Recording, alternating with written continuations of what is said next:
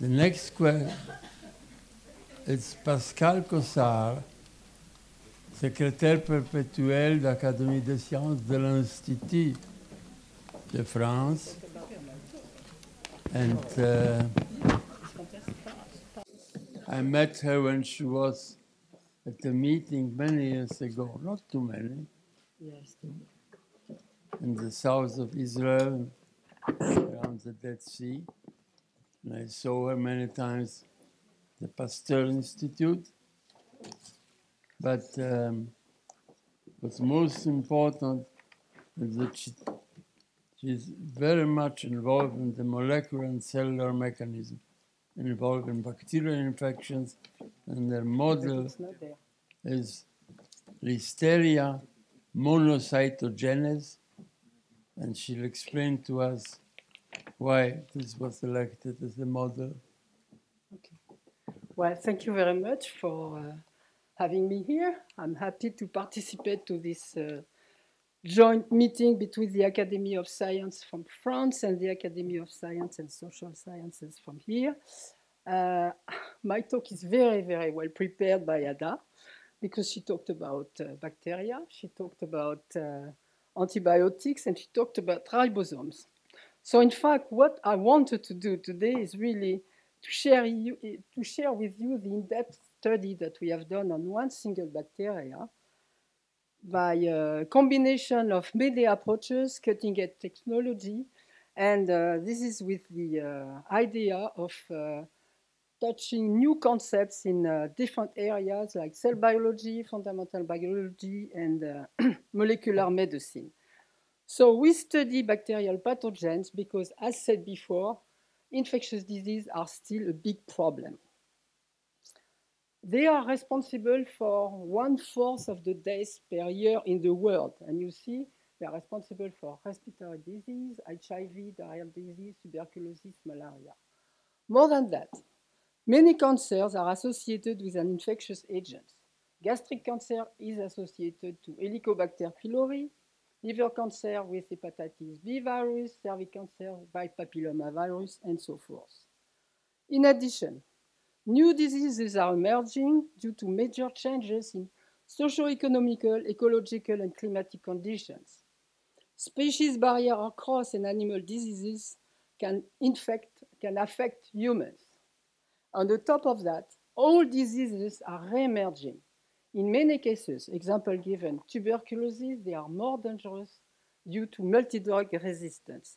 And sorry for repeating, but I think the rise of antibiotic resistance is really alarming. The deaths due to antibiotic resistance, from a report in November, this month, we have in EU 33,000 deaths per year due to multi-drug resistance.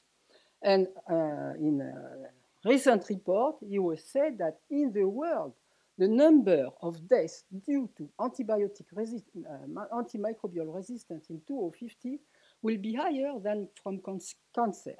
So really, there is an alarm to be given.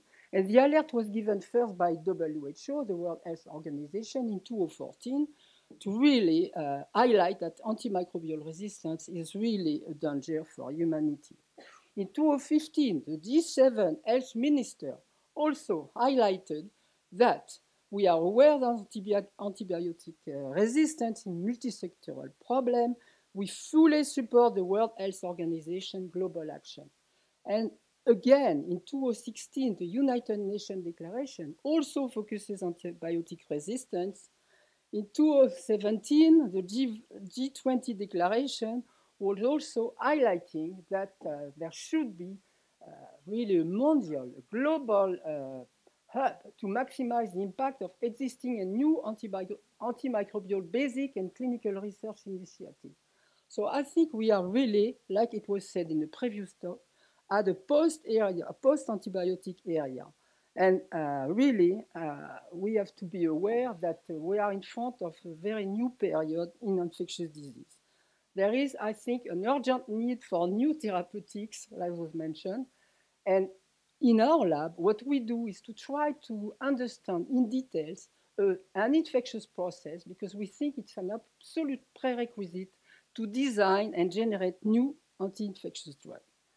So, for those of you who are not aware, bacteria are very small objects.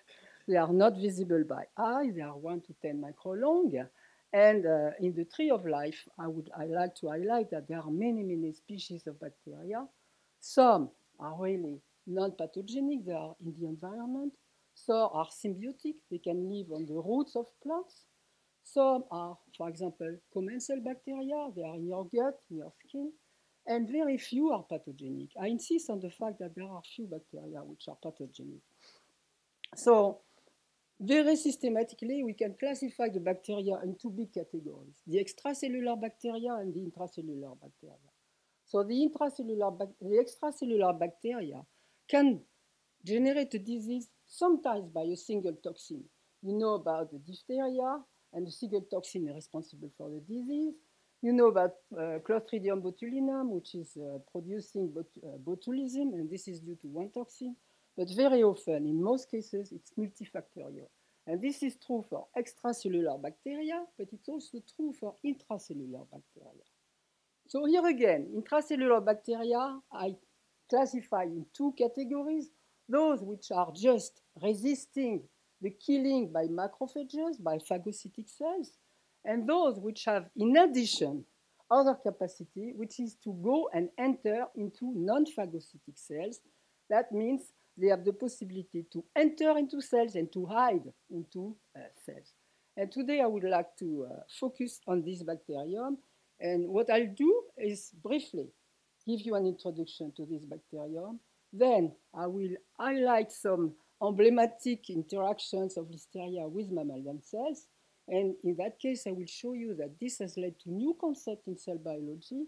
And then I focus on RNA and the discovery of a new mechanism of resistance to antibiotics. And this was pure serendipity. So Listeria is a foodborne pathogen. It's an environmental, it's a bacterium that you find in the environment, but can contaminate food. And this year we had the deadliest epidemics in South Africa. We had about 200 cases. So this is a small animation to show you what happens. So the bacteria ingested by contaminated food product arrive in the gut. In the gut, they meet all these microorganisms.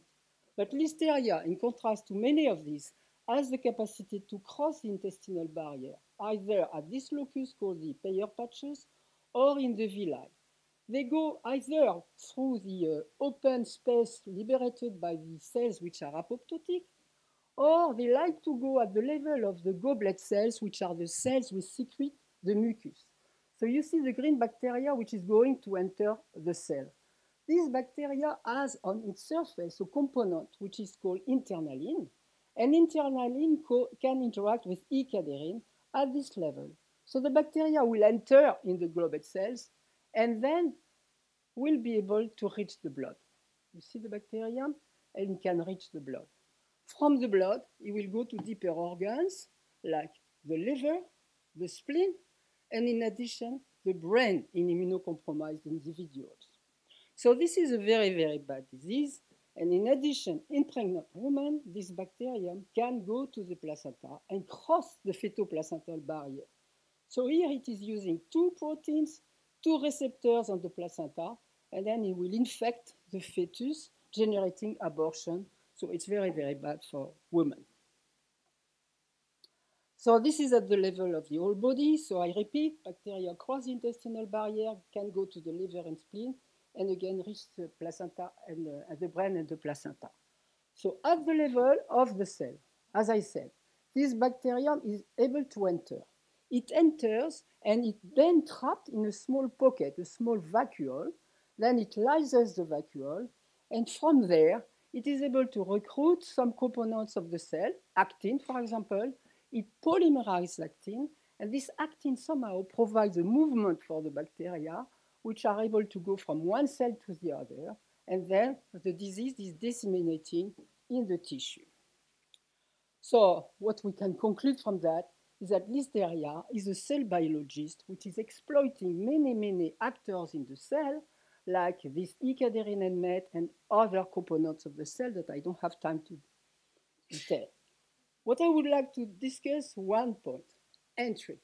I told you it's an invasive bacteria. Be convinced by this movie. It enters into the cell and it's happily replicating in this cell. So we have studied that in great details, and I just would like to mention that by using bacteria, we were able to somehow study the cell itself. And we were able to show, for example, that clathrin, a molecule which is normally used for entry of very small objects, is used by bacteria for entry. And this was somehow a shift in paradigm. And for cell biologists, we were happy to tell them that we have shown that clathrin can be used for other objects than small objects. Okay, there cannot be a talk on Listeria without showing this type of movie. Listeria is moving within the cell and from cell to cell. So you see that at the back end of the bacterium, there is a critical event which is taking place. This phenomenon was discovered by Tinley and Portnoy, and it was rapidly made a parallel with what happens at the leading edge of a bacterium, which is, for example, chasing of the moving cell, which is chasing a bacterium. So at the leading edge of a cell, there is actin polymerization, just like at the pole of this bacteria.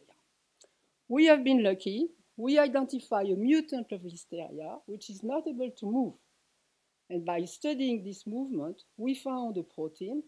By studying this mutant, which is here, we found a protein which is absolutely critical for the movement by recruiting the R2-3 complex.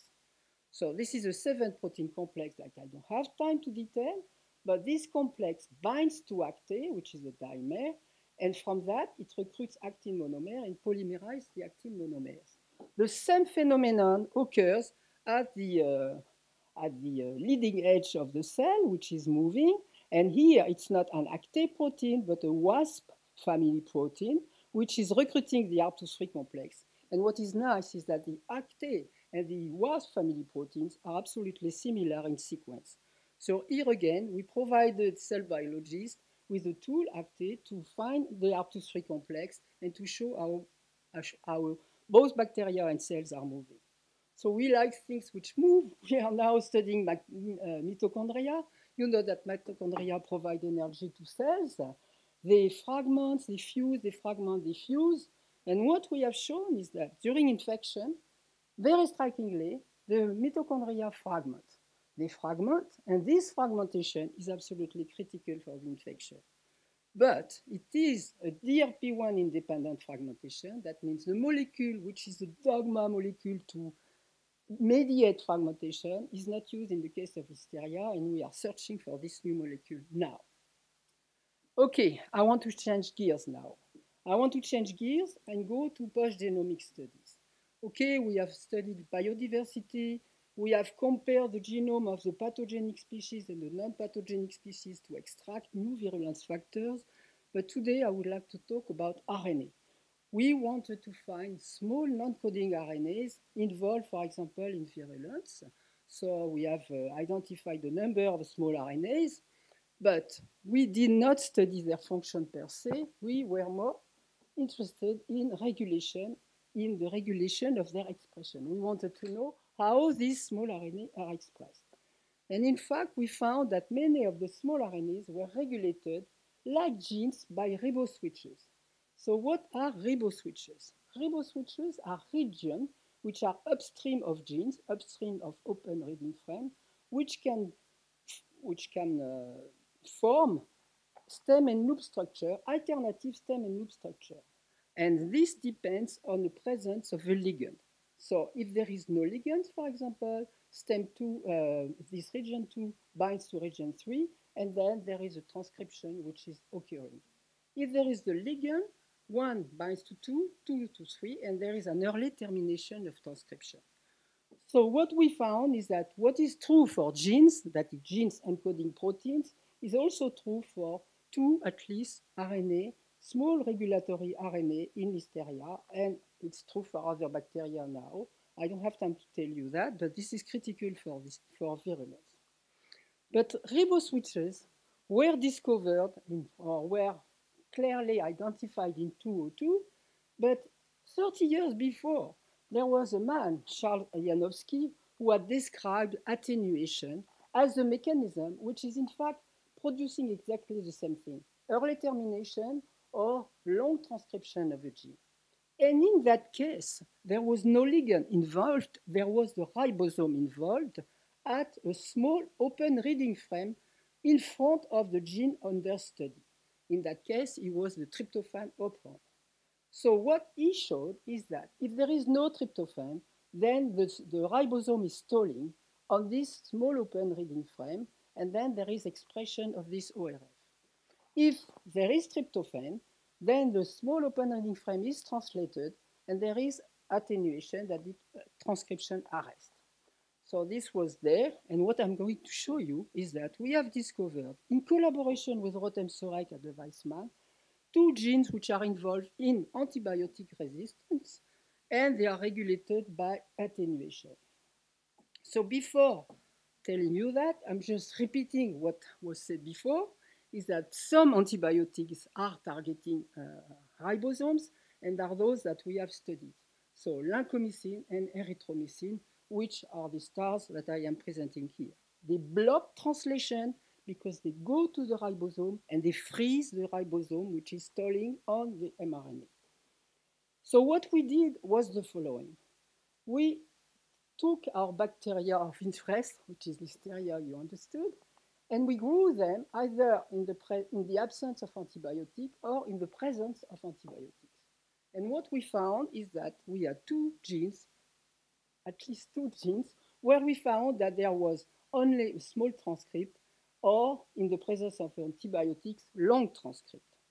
So the first gene is, in fact, encoding a protein which is a transporter. So if there is no antibiotic, what happens is that there is an arrest in transcription, and if there is antibiotics, here on the small open reading frame, the ribosomes are stalling, they are staying there, and then these 2 and 3 regions can bind, and there is expression of this mRNA, which encodes a transporter, an ABCF transporter, which is a protein which has the capacity to somehow displace the antibiotics from the ribosome, and then there is translation restart. At this stage of my talk, I would like you to just have in mind that this gene is called LMO919, okay? And this is conferring resistance to lincomycin to Listeria. Here comes my second story. So the second gene is called LMO762. For non-specialists in the room, you just have to show that if you have no antibiotic, this gene is poorly expressed. If there is the antibiotic, this gene is very well expressed. Okay, a difference of the two. So now, next question, what is this gene encoding? And this gene is encoding a protein homologous to something in the data bank, which is called HFLX. So we look what is HFLX, and the first paper that we found, HFLX is an enigmatic protein from E. coli. Okay? Then it was shown that it is not essential. It is a monomeric GPTPase, that means an enzyme which can bind to the ribosome.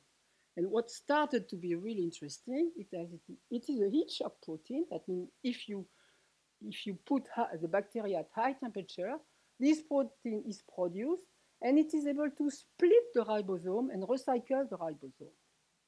In the case of Staphylococcus aureus, this protein is able to disassemble ribosome which could be sticking together.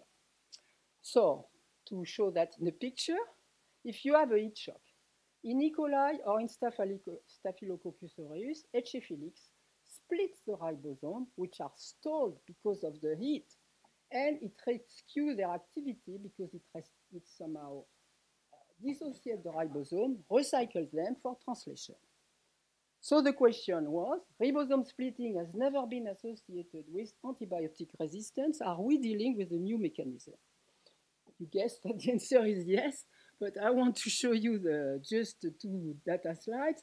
First, we showed that in the presence of lincomycin, not only we had the transcript, but we had the protein, which was met. And then we are geneticists. We want to prove things by making mutants. So we deleted the genes, and we started to see how the mutant was behaving compared to the wild type. And you just look at this little drawing, and you see that the wild type and the mutant have the same capacity to not survive to the concentration of vancomycin. This was very disappointing. So we tried another antibiotics which go to the ribosome, erythromycin. And here we see that compared to the wild type, there is a striking difference with the mutant. And if you put the gene in trans, you complement in trans, you add the gene in trans, you somehow recuperate the capacity to resist erythromycin. That was very nice. We showed that in the presence of erythromycin, there is production of the protein. So we started to think why we didn't get the result here. And in fact, we thought that maybe LMO 919 was masking the activity that we were studying. So we started from the mutant in LMO 919, and we deleted the gene which is here, and now we can see that there is a difference.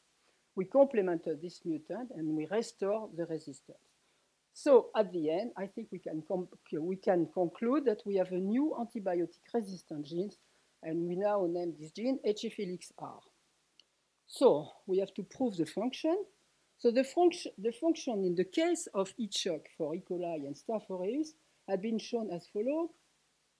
You culture your bacteria with or without antibiotic, you lyse the bacteria, you load them on a gradient, you centrifuge and you monitor. This is a cooking experiment, but what is important is normally from a cell you find the small subunit, the big subunit, the complete ribosome, and ribosomes on mRNA.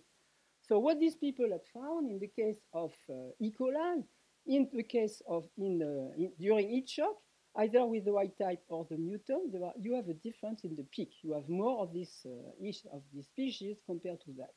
It's not a big difference. I show you that because it is exactly the small difference that we found when we incubated Listeria in the presence of erythromycin in the case of the wild type and the mutant.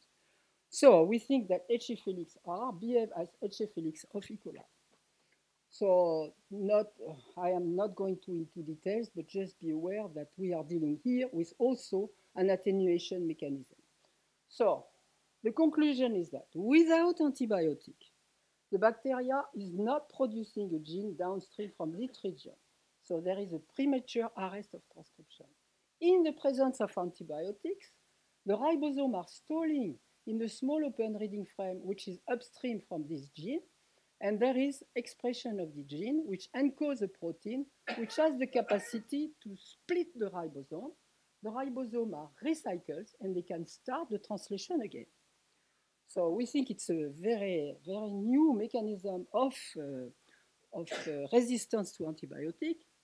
And what is very, very striking is that in 2 locations in the world, in Canada and in Croatia, functional metagenomics was performed. That means people took soil from a farm, near a farm, soil near an antibiotic manufacturer. They extract the DNA, they put the DNA in E. coli, and they found a series of genes which were conferring resistance to E. coli. And one of them was HF-Helix. It was found as a putative antibiotic-resistant gene in Simcania negevensis and Emergentia timonensis. So for Listeria, this gene is probably important in the environment, exactly like you said, Ada, to fight against other bacteria which are in the soil. So antibiotic resistance is considered to be due to many mechanisms, for example, efflux pop, bacteria efflux, get out the antibiotic, or drug cleavage, or drug modification, or decrease uptake, or removal of the drug from the antibiotics. This is a new mechanism where you have splitting of the ribosome. Okay, so I said that Listeria is contributed to several aspects in biology. We cross the border of different disciplines. In cell biology, we contributed to actin-based motility. Listeria has been a tool to address many aspects. In microbiology, in genomic transcriptomic, in microbiotology, that's something I did not touch today, in immunology, and in infection biology. And by that, I would like to thank the people who contributed. They are in this picture. Many of them have not been in pictures, so I put them on the slide. And I thank you for your attention, and I think it's Complemented very well. Ada, I hope that you want to comment. Go ahead. One second, he's bringing you. Are you sure that you split an already assembled ribosome, or you don't let the creation of ribosome from the two subunits? Are you sure that you had already a ribosome and the antibiotic splitted it, or the antibiotic disturbed the association of the two subunits? No, the antibiotics is known to freeze on the open reading frame. So we could show that this open reading frame was translated and was not translated if there was the antibiotics. Yeah, that's okay, but you talked about splitting the whole ribosome. Yes, but we need to split at least part of it so that translation is starting again. I'm not sure. If you look at the structure, maybe there are some other suggestions. But okay, I did not take the whole story, and probably you are aware that if you split, I still have the antibiotic on one of the subunits. So the question now is, do we have the first antibiotic resistance genes, which is taking off the antibiotic first, and then we have splitting, or do we have splitting, and then the subunit can be somehow... So the questions are okay, but there is an earlier question. Did you have a real ribosome or two subunits? You talk about split as if you're sure that you had a ribosome. Well, what I can say is that I have a ribosome. What I can say for the moment, because it's a brand new thing, what I can say is that we have more of the 70 subunits. We can discuss more. Any questions from here? If not, I will thank you very much.